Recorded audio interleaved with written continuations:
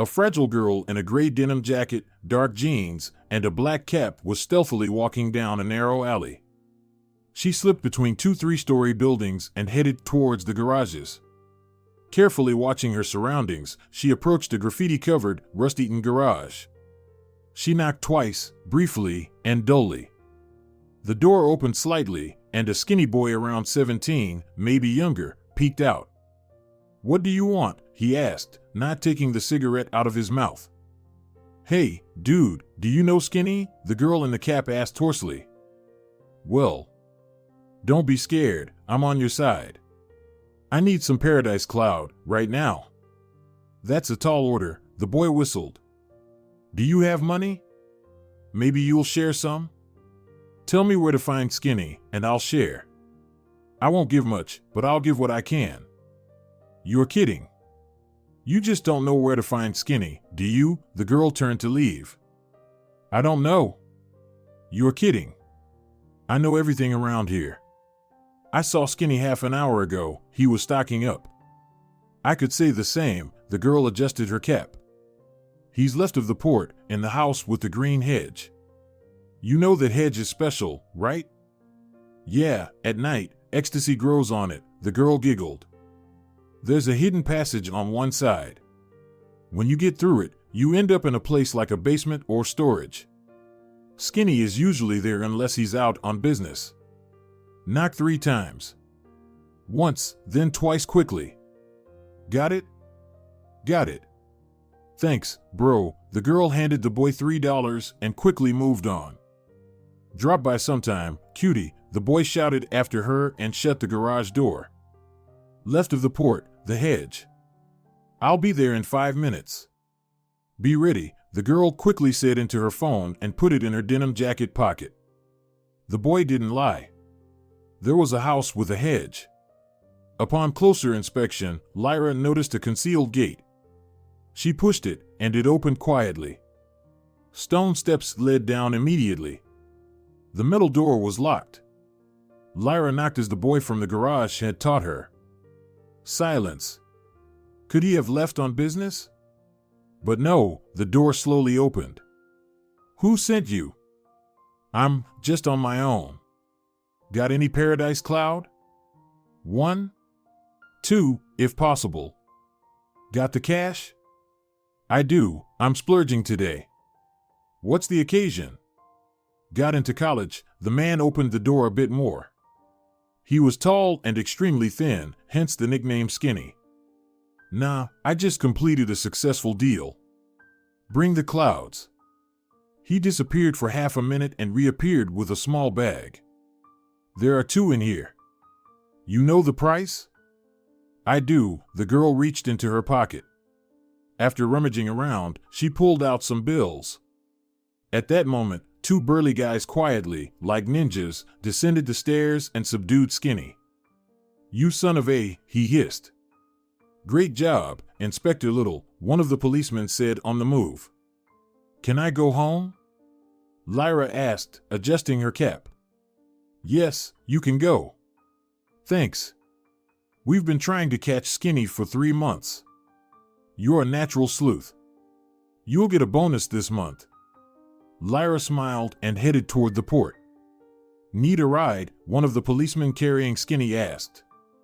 "I don't fancy sharing a car with this piece of work," Lyra smirked and walked on.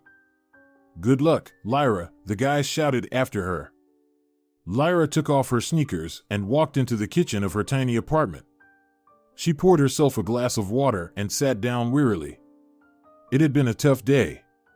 First, she had to deal with boys who decided to set fire to an old man's house because he had once scolded them, and then this king of ecstasy.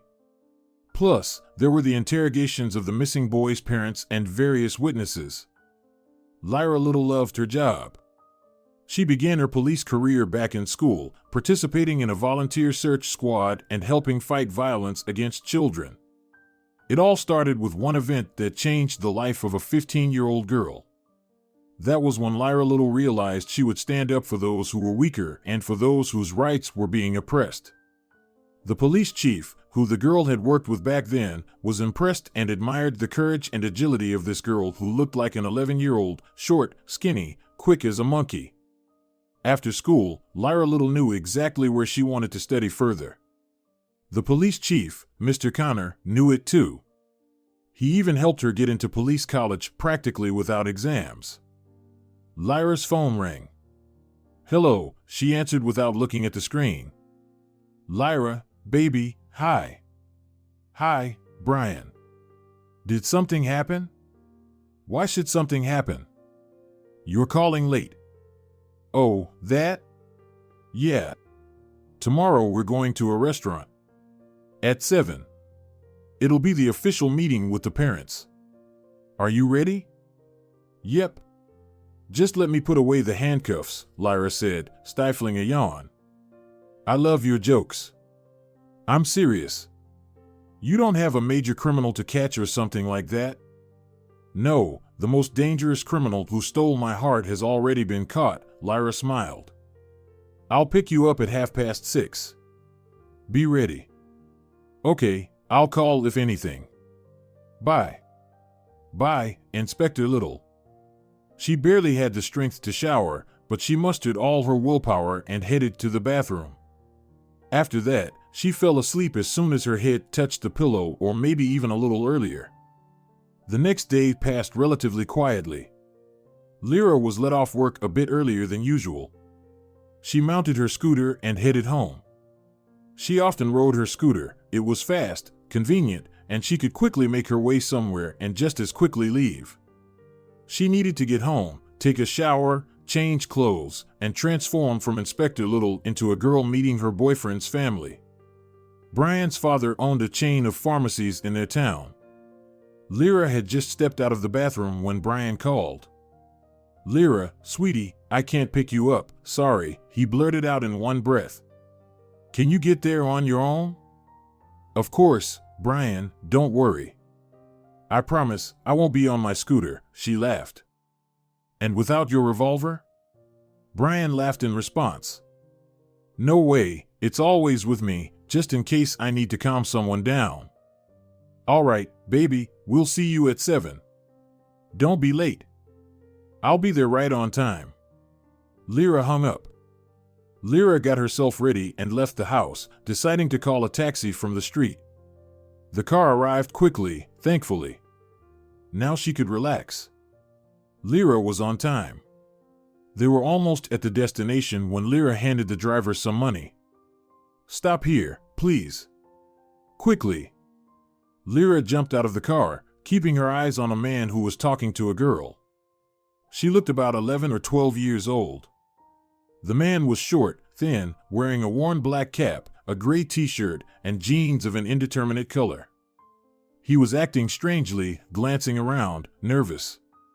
Lyra could spot this from a mile away. The girl was trying to explain something to the man, attempting to leave. They were clearly strangers.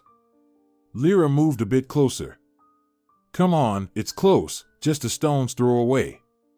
"He's meowing, and I can't get him out," the man said, opening the door of his old sedan. "I'm not supposed to go with strangers," the girl said timidly. "It'll only take 5 minutes, then I'll take you home. And now, slowly raise your hands." Lyra slowly said, pressing her revolver to the back of the thin man's head. He was stunned and slowly began to raise his hands.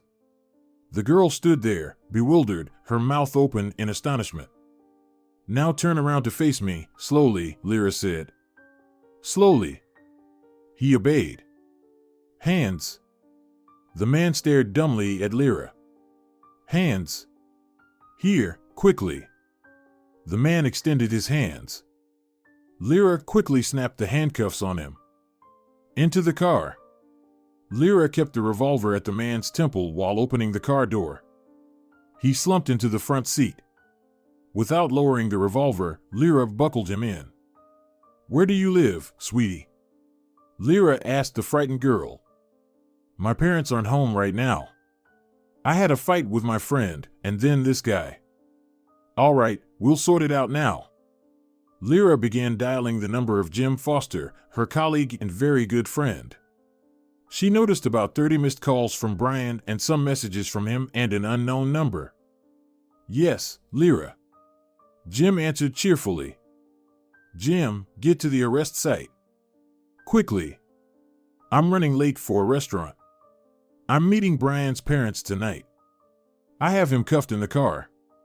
I don't care if I broke some rules again.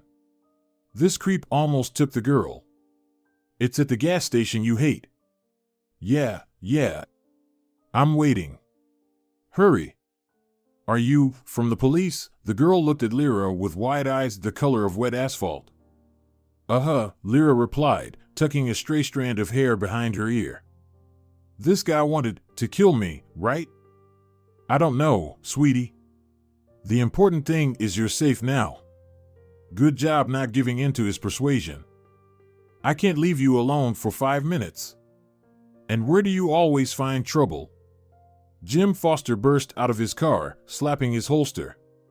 Take him away, Jim. Lyra opened the car door, again pressing the revolver to the captive's temple. You look stunning in that cocktail dress with a gun in your hand. Goodness, where did they find you? Same place they found you, Lyra smirked. Take him, and the girl and I will go in his car. No time to wait for a taxi. All right, Lyra, it's better not to argue with you. Jim shoved the man into the passenger seat, also buckling him in as Lyra had done earlier. Where are your parents? Lyra quickly asked the girl. What's your name? At the same time, she quickly sent a message to Brian saying she'd be there in 15 minutes and apologized. She also managed to check the messages. They weren't friendly, especially from her boyfriend's mom. Ida, she didn't seem too scared, rather there was genuine interest in her eyes regarding everything happening. So where should I take you? Can you call your parents? No, I left my phone at my friend's. I ran out and left my bag in her hallway. Call from mine. Lyra handed the girl her phone. I don't remember the number by heart, Ida mumbled, lowering her eyes. Kids today. They don't want to remember anything. All right, you're coming with me. I need to at least apologize to the parents. My fiance's mom sent me 3 angry messages. I was supposed to be there at 7. Now it's almost 20 to 8. Inspector Little stopped the car, skillfully parking it near a restaurant with the romantic name Angel's Wing. Do they serve angel wings for the main course? Ida giggled. No. It's just as nice as under an angel's wing, Lyra snorted in response. Really? How should I know? My job is to make sure the kids and teens in our town are okay, not to stroll through restaurants. Let's go. Are you expected? A smartly dressed young man asked politely as they entered. Yes, Lyra Little, she quickly reported. Please, follow me, the young man led the way. Lyra held Ida by the hand. They followed their guide. Lyra saw Brian. He was trying to explain something to a woman with beautifully styled hair. Obviously, this was his mother. A man in a business suit sat silently, almost indifferently. Hello, everyone. Lyra greeted. I apologize for being late. It's just. Mrs. Wood's gaze shifted to Lyra, then suddenly slid to Ida. Ida. What are you doing here? The woman jumped in her seat. You should be at Sandy's, dear. Mom, it happened that Inspector Little saved me from a maniac. But don't worry. Everything's fine now. What are you talking about, daughter? Mr. Wood stared at the girl. I'll try to explain everything now. Lyra glanced at Brian. He snapped out of it, jumped up from his seat, and helped Lyra and Ida sit down. Lyra briefly recounted everything that had happened about an hour ago. Oh my God, Lyra, please forgive us. Mrs. Wood nervously fidgeted with her napkin. I was so angry that you didn't arrive on time. I didn't know. Ida, how did this happen? Who is this man? Mr. Wood and Brian started talking over each other. Let's eat, Lyra replied. I'm terribly hungry. Thank you, Lyra. Brian's father looked concerned. You're welcome. It's my job, she smiled back. Good thing I made it in time. Who knows what was going through that guy's mind? Well, the introduction was certainly memorable. Brian reached for the bucket with the champagne bottle. I'm not really their type, Lyra thought to herself as everyone raised their glasses. She knew her boyfriend was well off, but now she saw it firsthand. She noticed Mrs. Wood looking at her disapprovingly. Clearly, this was not the kind of fiancé she had envisioned for her son, even though she was grateful for the daughter's rescue. Everyone sat in a state of shock, unable to start a conversation. Ida broke the silence. You should have seen Lyra, all dressed up like a fairy with a revolver in her hand, the girl giggled. That guy almost wet himself on the spot. Ida, watch your language. Mrs. Wood scolded her daughter. Lyra, aren't you scared to detain these shady characters? Mr. Wood asked with genuine interest. You are such a petite girl. No, Mr. Wood, I'm not scared. Being small actually works to my advantage. I have to interact with teenagers and kids most of the time. I often pretend to be a young girl to gain their trust. I even visit various basements and dens. Kids often take the wrong path. My God. How dreadful. Mrs. Wood grimaced. Did circumstances really force you into this line of work? It's not the circumstances, Mrs. Wood, it's my conscious choice. Lyra speared a shrimp from her salad. It's so cool, Mom. Ida sipped some orange juice. I want to do that too. Stop it, please. You don't understand what you're talking about. Are your father and I investing in your education so you can chase criminals in back alleys? Mom, don't say that, Brian intervened. Remember, if it weren't for Lyra, something terrible could have happened to our Ida. Lyra felt uncomfortable. She wished the dinner would end soon. She had a strong urge to smoke. She rarely did it, only in extreme cases or to bond with teenagers. This was one of those extreme cases. I should probably go, Lyra said quietly and looked at Brian. Are you okay? He asked with concern. I'm fine. It was nice to meet you all. Lyra stood up. We're glad to have met you too, Mr. Wood said, rising from his chair. I'll call a taxi for you. No, thank you, Mr. Wood, that's not necessary. I have my car. The one that man, you know. I'll walk you out, Brian approached Lyra. Goodbye, Ida extended her hand. Thanks for helping me get rid of that maniac. Be careful, Ida. And, you know what? Make up with your friend. Quarrels don't lead to anything good.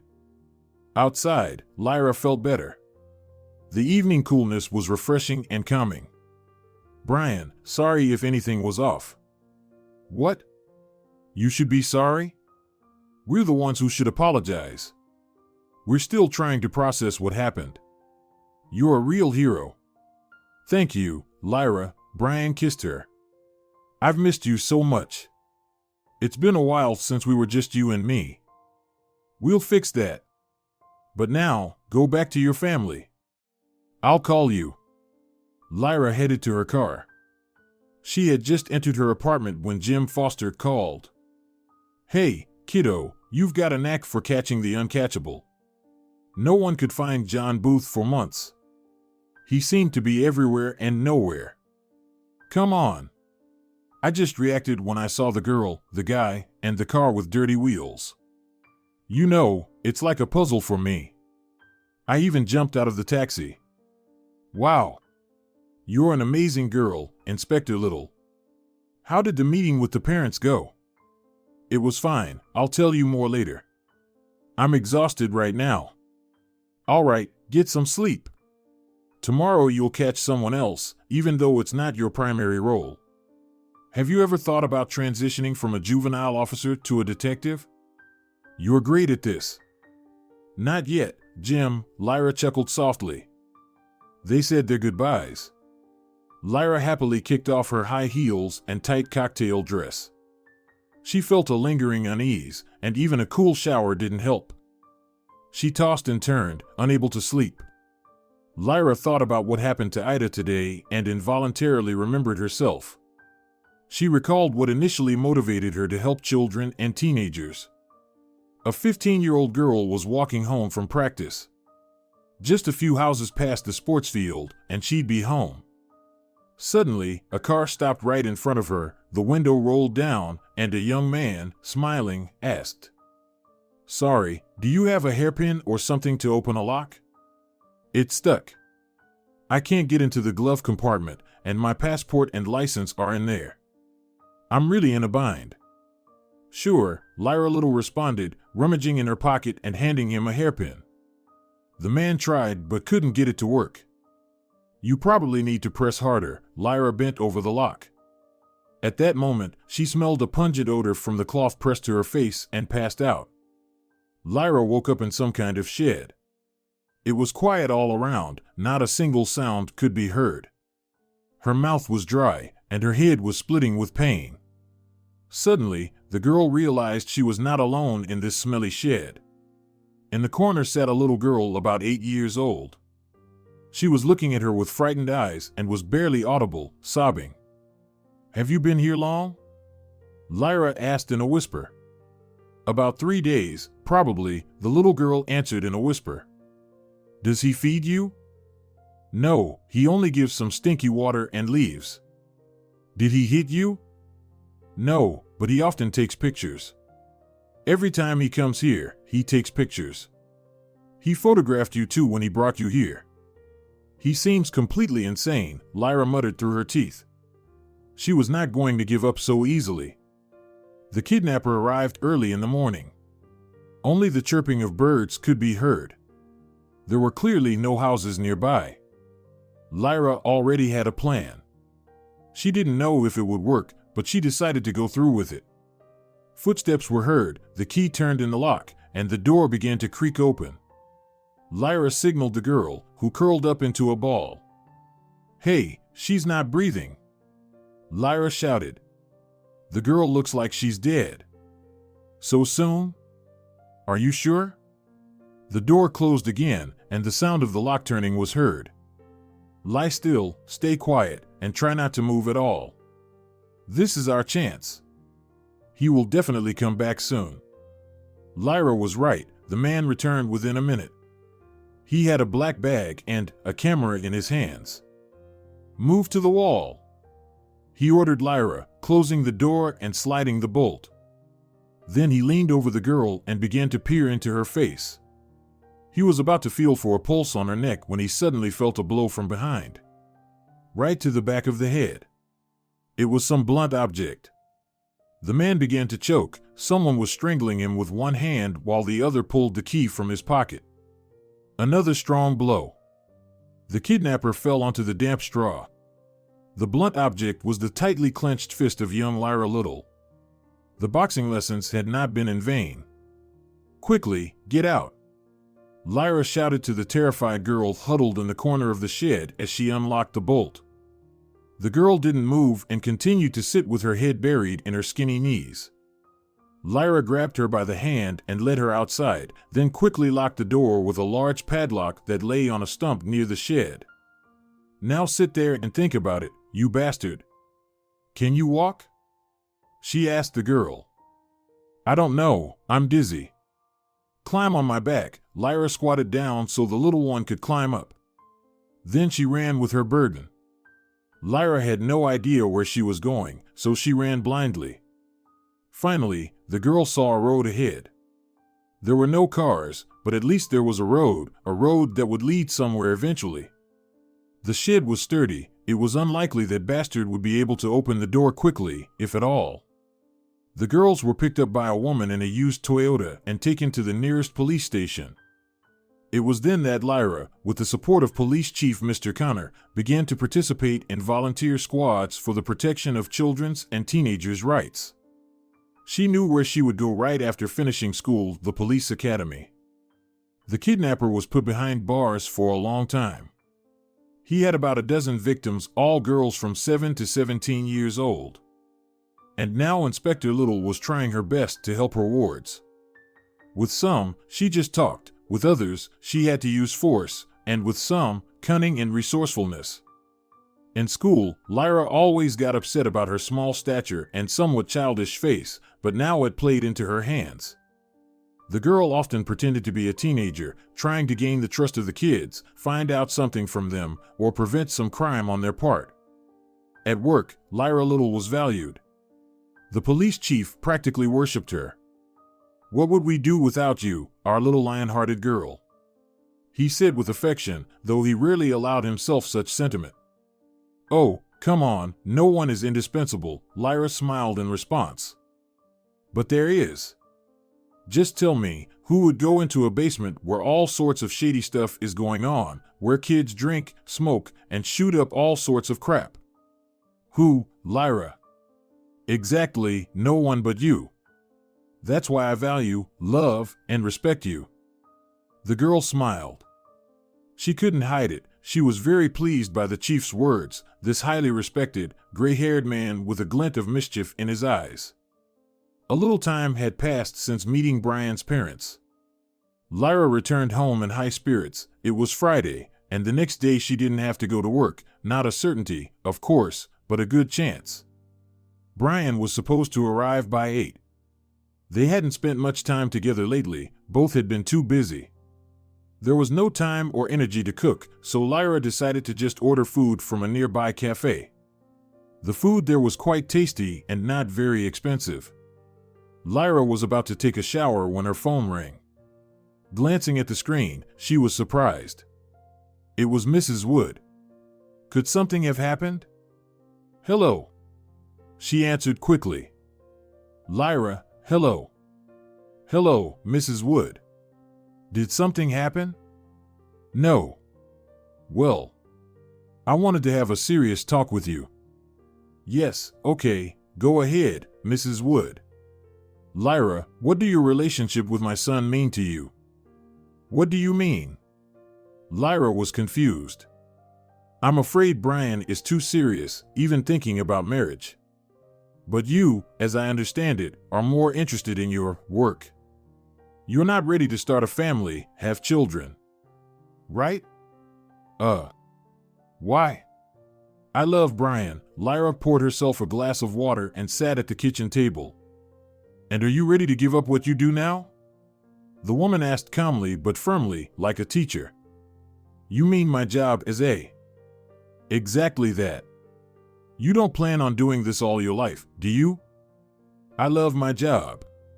I am where I belong.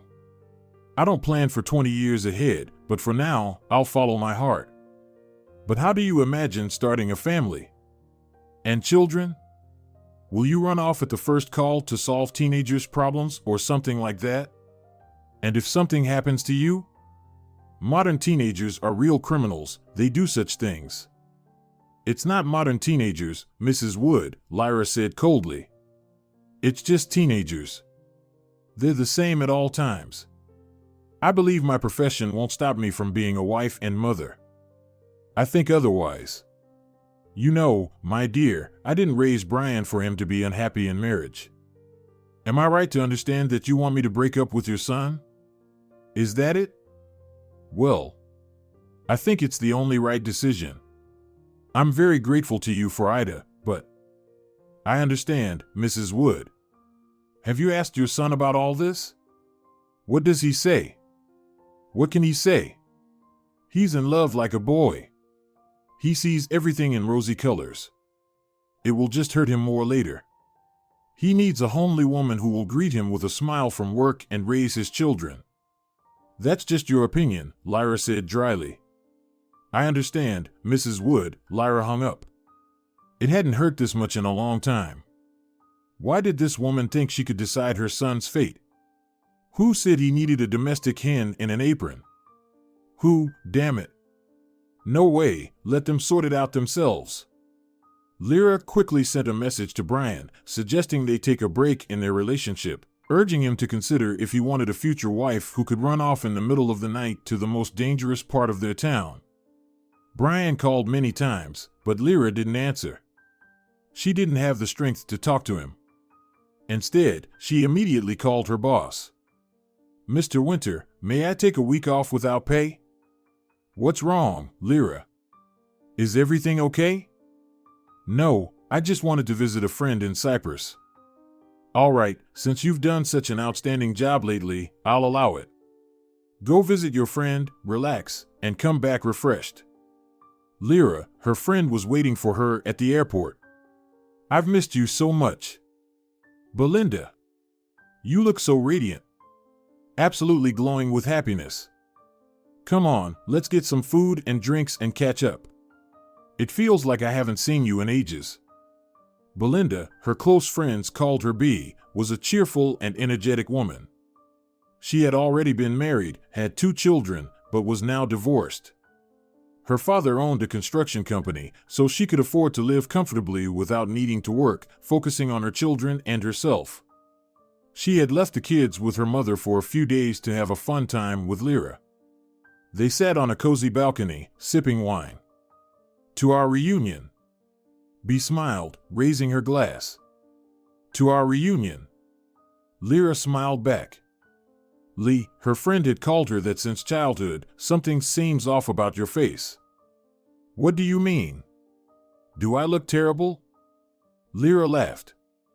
No, you're still as pretty as ever, B said, pressing her glass to her cheek, but there's sadness in your eyes, like someone hurt you deeply just a moment ago. Don't worry about it, B, Lyra waved it off. No way, I'm not going to just sit here and watch you pretend everything is fine. Spill it. B, I've missed you so much. Tears were close, but they didn't fall. She had no one else to talk to. Now's your chance, my protector of wayward kids. Belinda took her friend's hand and gently tickled her palm. B, do you think I'm not right for Brian? What makes you say that? Did he tell you that? Or did you catch him? No, nothing like that. It's just... His mom called me and said I should step out of her son's way, Lyra blurted out. I texted Brian that we should take a break and ran off to see you. I'm such an idiot, right? Well, yes. B made a funny face. Why is his mom meddling in your affairs? That's one thing. But why did you listen to her? That's just her opinion. How did she justify you needing to leave her precious son? She says a proper wife shouldn't be doing what I do, you know, all my late-night escapades, derelict buildings, arson cases, fights. And? What does that have to do with anything? I just don't get it. B was flushed with indignation. Mrs. Wood thinks Brian needs a calm wife who waits for him every evening with a nice dinner and raises kids. Tears finally spilled over, rolling down Lyra's cheeks. What nonsense! Lee, have you been replaced or something? Where's the brave, strong girl who can take on anyone? She's there, B, at work, where I need to figure out who's selling drugs to kids, who decided to set an old man's house on fire, or something like that. That's where the brave, fearlessly is. Got it, and I get the crybaby. Belinda jumped from her wicker chair and hugged her friend. Silly girl, throwing away her own happiness. Listening to his mom. She can take her opinions and shove them. Did Brian ever say he needed a calm, homely wife? No, he didn't, Lyra said quietly, burying her face in B's shoulder, but he never said he loved that I'm always running off to dangerous places either. You know, he might not like it. Who would want their girlfriend running off at all hours to save some drugged-up teenager? But he loves you. You, Lee. So, he's willing to accept your profession, or rather, your dedication and commitment to it. B, I've missed our talk so much. You're so far away from me. You're right, it's time I moved back home. I'll settle in the worst part of town, and you'll protect me from all the creeps, Belinda laughed. Why are you bad-mouthing our town? Lyra said, pretending to be offended. It's really nice there, lots of greenery, plenty of sports fields. Yeah, I'm just kidding. I've thought about moving back and getting a job. No way. I don't believe it. You always said you weren't cut out for work. I did, but sometimes I just feel like I want, how to put it? Challenges, right? Exactly. Just living and working. Not asking Dad for money, not justifying myself for doing something wrong. Then go for it. You can lead a theater club at the local community center. All right, let's talk about it later. Belinda settled back in her chair and refilled their empty glasses. Brian sat on the porch, staring into the distance. Are you sad? Ida approached quietly and sat next to her brother. Yes, I suppose you could call it that, Brian sighed. Is it because of Lyra? Why did she run away? I don't know, Ida, I really don't know. Did you two have a fight? The girl pressed, looking into her brother's eyes. No, sweetie, we didn't fight. She just wanted to take a break in our relationship for some reason. What does that mean? Well, to be apart for a while. I get it, she's reevaluating her values. I heard about that. Do you know where she is now? No, Brian replied simply. Usually, when people want to think about important things, they go to islands, the girl declared. Did you know that? No, I'm not as smart as my little sister, Brian pulled her closer. I'm serious, Brian. Lyra has someone on an island somewhere. Maybe Crete, Bali, the Maldives, Tenerife. Hey, kiddo, what's with the geography lesson? The Galapagos Islands, Cyprus, the girl continued. Cyprus. She has a friend in Cyprus. Belinda, I think. Brian scratched his slightly stubbled chin. See, I told you. That's where she is, waiting it out, Ida said mysteriously. And what is she waiting for? Her brother chuckled. That's for you to figure out. Think about what might have upset her. Maybe she's pregnant? Pregnant women often do silly things and get upset over everything. Just like Olivia's mom from my class. She's always crying and sulking, and she doesn't even know why. The doctor said it's hormones. Ida, where did you get such knowledge? Brian couldn't help but smile. I'm 11, Brian, the girl said seriously, resting her chin on her hand. Ah, right, of course, and I thought my little Ida just learned to walk yesterday. He tickled her under the arm. Stop it. You and your jokes. Do you love Lyra? Yes, I love her, Brian sighed. Then stop sitting here and moping. Propose to her. Simple as that. How can I propose when I don't even know where she is? We've already figured that out. So, what do you suggest? Fly to Cyprus and shout all over the island, Lyra, be my wife. Like that? That would be spectacular, but I know you, a stickler for the rules, wouldn't do that. So just wait for her to return and act. No delays. You know, while there's still time, order a box in the shape of a police chief's hat and put a cute ring in it. She'll appreciate it, I'm telling you for sure. Brian looked at his sister. She was growing up so smart and understanding. Thanks, sis. You're a true friend. The girl jumped up and ran off somewhere. 15 minutes later, Brian received a message from her. She's arriving on May 23rd at 10 a.m. This isn't just a girl, she's the greatest detective. Brian smiled and sent kissy face emojis to his sister. After talking with her friend, Lyra felt much better. Bea was already asleep, breathing softly, but Lyra couldn't stop thinking about Brian. Bea was right, she shouldn't have cut off contact with her beloved so abruptly. She should have told him everything and let him decide if he wanted a girl like her, potentially a wife in the future, or not.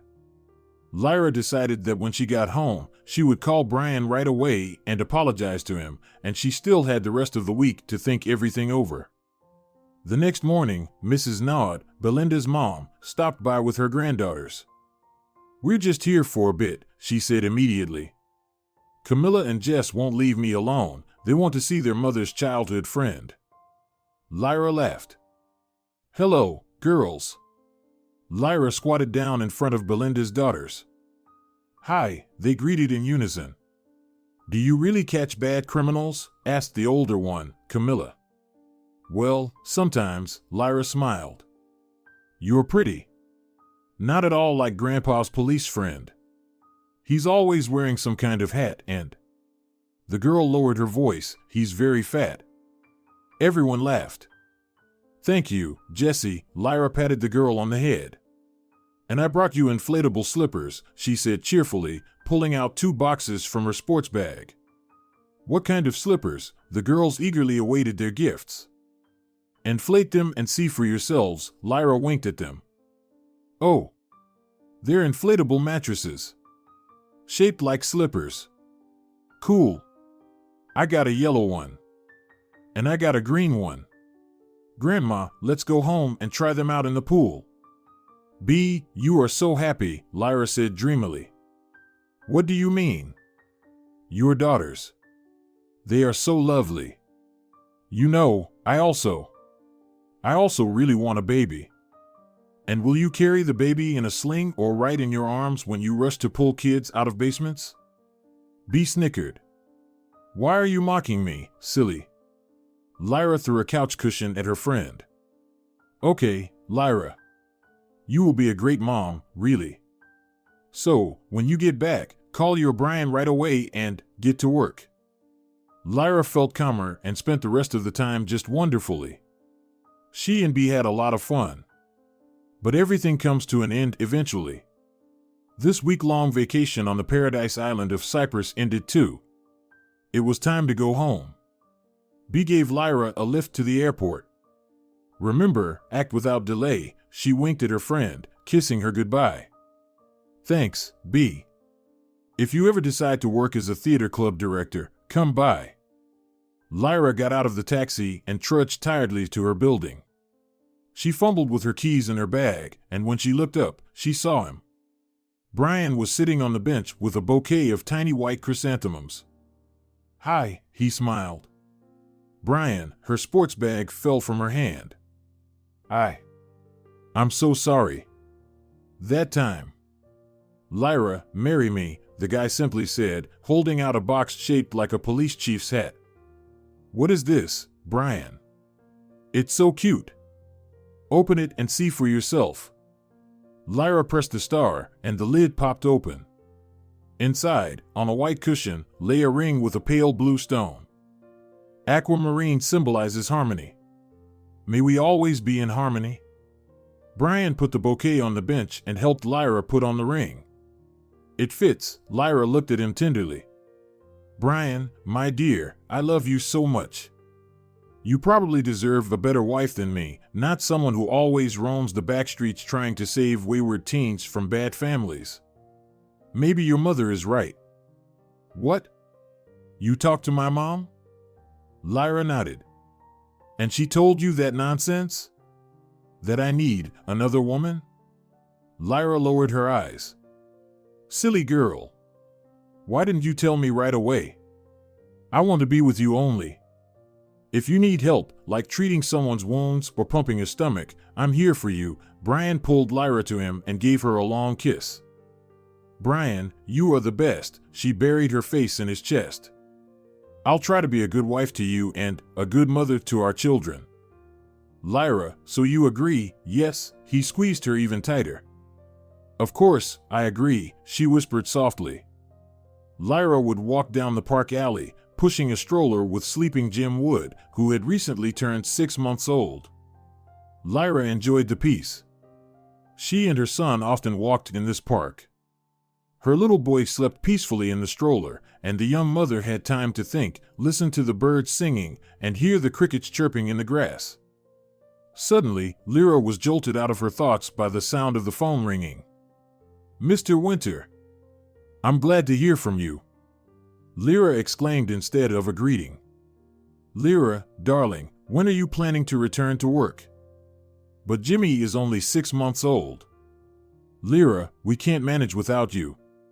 There was another arson recently, and a girl has gone missing. Oh my God. Mr. Winter, please don't hit me where it hurts. You know how this is for me. I know, Inspector Inspector Wood. That's why I'm calling. Can you come over? We need to discuss something urgently. I know you're a pro at these things. We're counting on you. But I have Jim. I have no one to leave him with. I'll come and get you both. I promise it won't take long, the police chief said seriously. Well, what can I do with you? Come over. Jimmy and I are in the park, not far from our house. Is it time to start looking for a nanny for my son? She wondered. I wonder what Mrs. Wood will say about this. Dear viewers, if you enjoyed the story, please support the video by liking it and leaving a comment. Thank you very much.